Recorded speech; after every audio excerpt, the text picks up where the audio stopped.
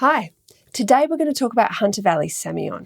I've been tasting these wines over the past couple of weeks, and these are 4 wines that have really stood out in recent tastings, and I'm just going to talk to you about how these wines look in the glass and what it is that makes this region and this grape so special. In glass number 1 and number 2, I've got 2 2022 Semillons for us to look at, and we're going to compare and contrast the style and discuss how white it is in the glass in youth. Then in the third glass, we're going to move into a 2017 Semillon and discuss some of the age characteristics. And then finally, we're going to dive into a 2015 and have a look at those characters and see how they look in the glass. So in wine number 1, we've got the Briar Dairy Hill Semillon from Hunter Valley. Now, I also loved the Shiraz from this producer as well. Very, very smart wines. Hunter Valley Shiraz is something to behold. And here, I like this because this is a textural Semillon. It's got like hay and straw and crushed rocks and beach sand and shells and things. It's all dry, very good. But there's also green apples and little hint of pear. It's awesome.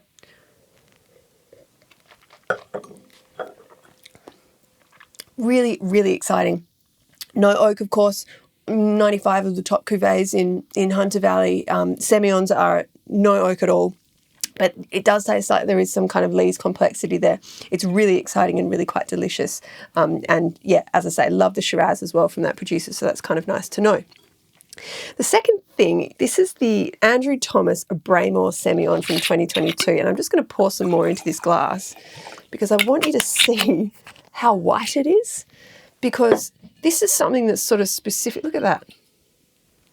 Can you see that? It's like clear almost. And this is almost specific to Semillon in Australia. Even Rieslings have a little bit more colour than Semillon. And that's the joke about how hard it is to judge Semillon when it's in its youth, because everything is so tightly compact and glassy and streamlined and sleek. There's almost no break in its form. So on the nose, where this is much more textural and speaks more of kind of dried grass and kind of dried leaf characters here. This is like glassy and green and saline, and that's about all. It's so closed. But the thing that I love about this wine, the thing that stood on the shoulders of the others,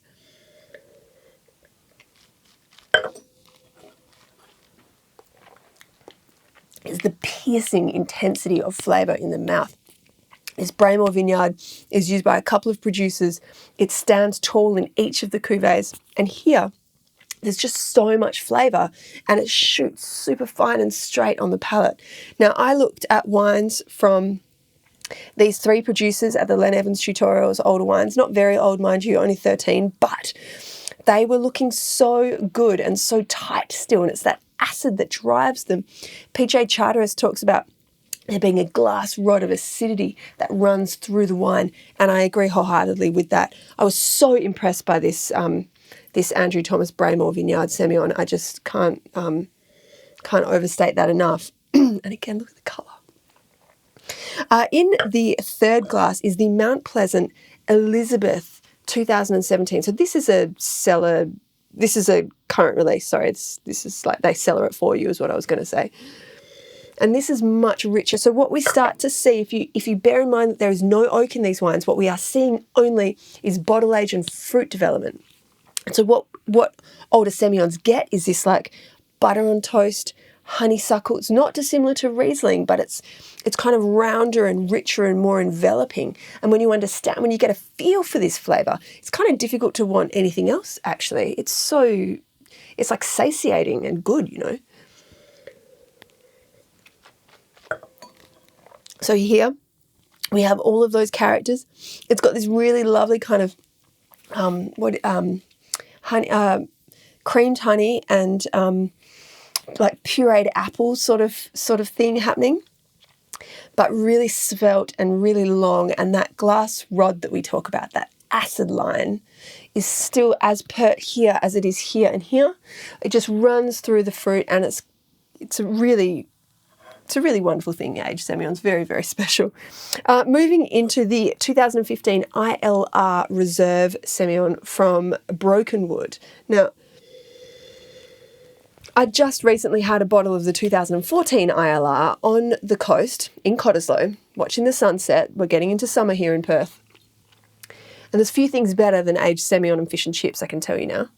And here, so 14 was a great vintage in Hunter Valley, and that is a great wine, and this also is, but you can see the vintage here. So this is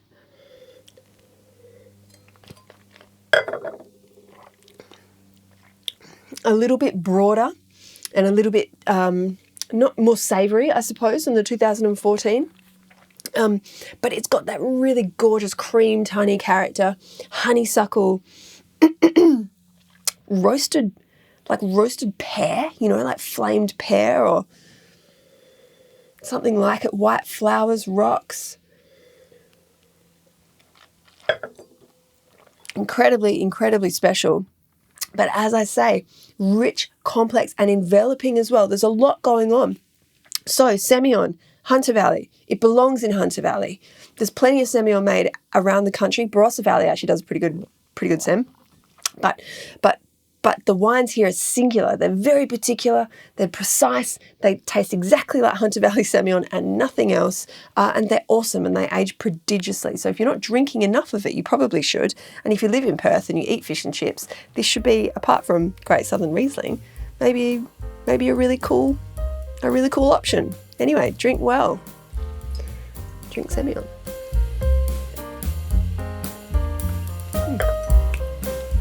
That's a ripper.